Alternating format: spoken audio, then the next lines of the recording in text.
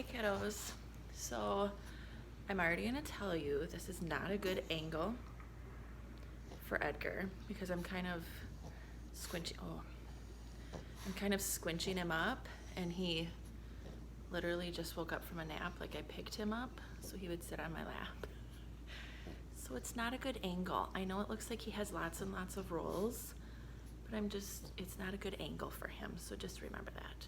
So we are going to read, we're going to read Alexander, who's not, do you hear me? I mean it, going to move. And I'm going to see if I can move the chair, move this down. We're struggling today, kiddos. Whoops. Then you can still see Edgar. Oh, I know. Who might just lay down and go to sleep or be upset. I don't know which one. So this is the second Alexander book we will read. They can't make me pack my baseball mitt, or my I Love Dinosaurs sweatshirt, or my cowboy boots. They can't make me pack my ice skates, my jeans with 8 zippers, my compass, my radio, or my stuffed pig. My dad is packing, my mom is packing, my brothers Nick and Anthony are packing. I am not packing. I am not going to move. You're okay. My dad says we have to move to where his new job is. That job is like 1,000 miles away. My mom says we have to move to where our new house is. That house is like 1,000 miles away. Right next door to the new house, there's a boy who's Anthony's age. Down the street, there's a boy the same age as Nick. There is no one next door or down the street for maybe 1,000 miles who's my age. I'm not. Do you hear me? I mean it. I'm not going to move.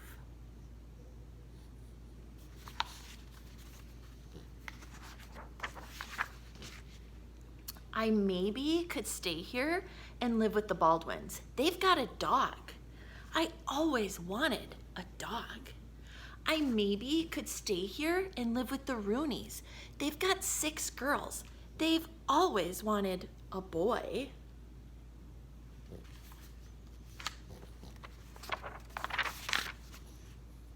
Okay. I maybe could stay here and live with Mr. and Mrs. Oberdorfer. They always give really great treats on Halloween. I maybe could stay here and live by myself in maybe a tree house, or maybe a tent, or maybe a cave.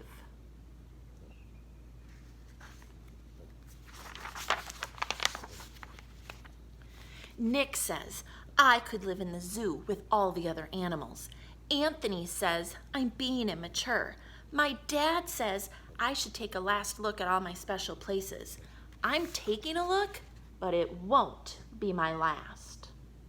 I looked at the Rooney's roof, which I once climbed out on, but then I couldn't climb back in until the fire department came and helped me.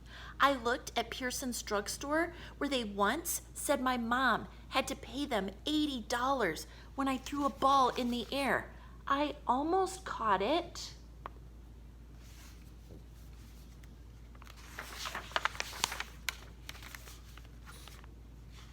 I looked at the lot next to Albert's house, where I once and for all learned how to tell what poison ivy looked like. I looked at my school, where even Miss Nope, the teacher I once spilled the goldfish bowl on, she even said she'd miss me. I looked at all my special places where a lot of different things had happened, not just different bad, but different good. Like winning the sack race, like finding the flashlight, like spitting farther than Jack 3 times in a row.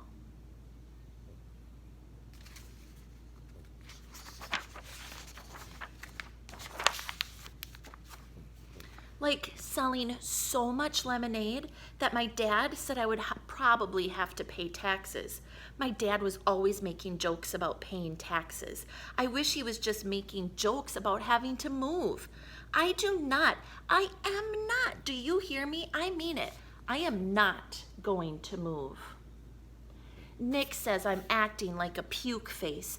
Anthony says I'm being immature.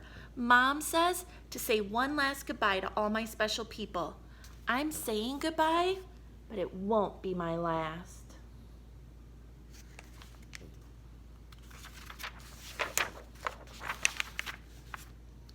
I said goodbye to my friends, especially Paul, who's almost like having another brother, except he doesn't say puke face or immature. I said goodbye to my neighbors, especially Swoozy, who's almost like having a dog, except it's the Baldwin's dog instead of my dog. They do.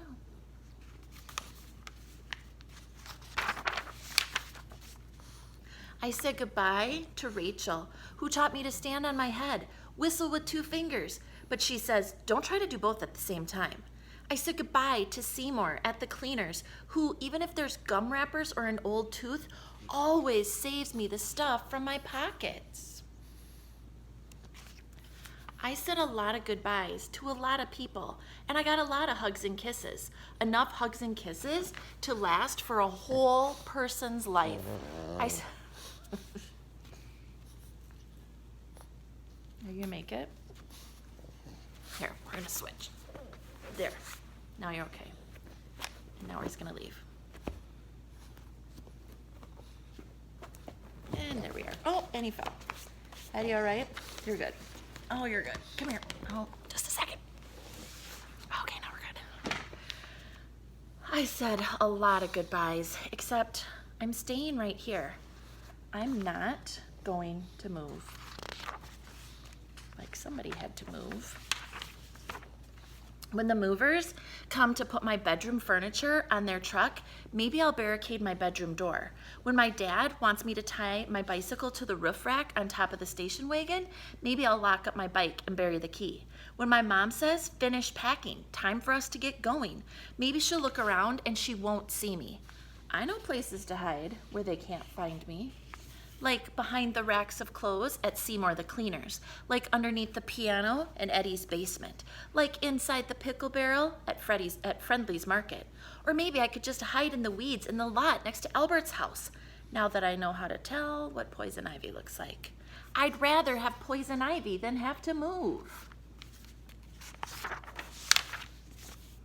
My dad says it might take a while, but I'll find a new soccer team. He says it might take a while, but I'll find boys who are my age. He also says sometimes when a person moves away, a father might need to let him get a dog to be his friend till he makes some people friends. I think that Swoozy, too, would be a good name. My mom says it might take a while, but we'll find a great sitter. She says it might take a while, but we'll find a great cleaners who even saves gum wrappers and old teeth. She says sometimes when a person moves away, his mother might let him call his best friend, long distance. I already know that telephone number by heart. Paul gave me a baseball cap. Rachel gave me a backpack that glows in the dark. Mr. and Mrs. Oberdorfer, they gave us treats to eat for like 1,000 miles.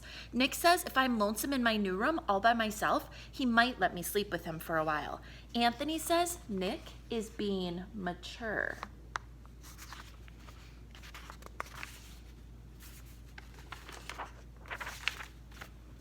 My dad is packing. My mom is packing. My brothers Nick and Anthony are packing. I don't like it, but I'm packing too. They better not try to move anymore when we finally get to where we're going.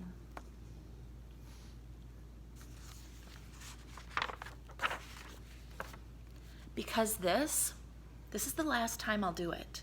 This next time, they can't make me do it.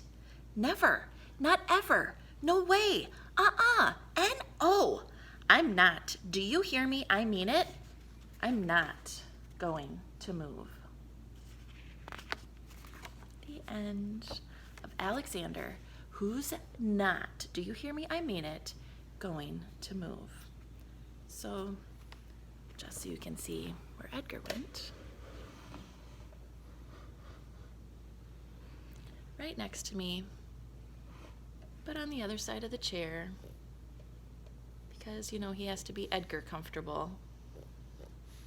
You can still hear him snoring.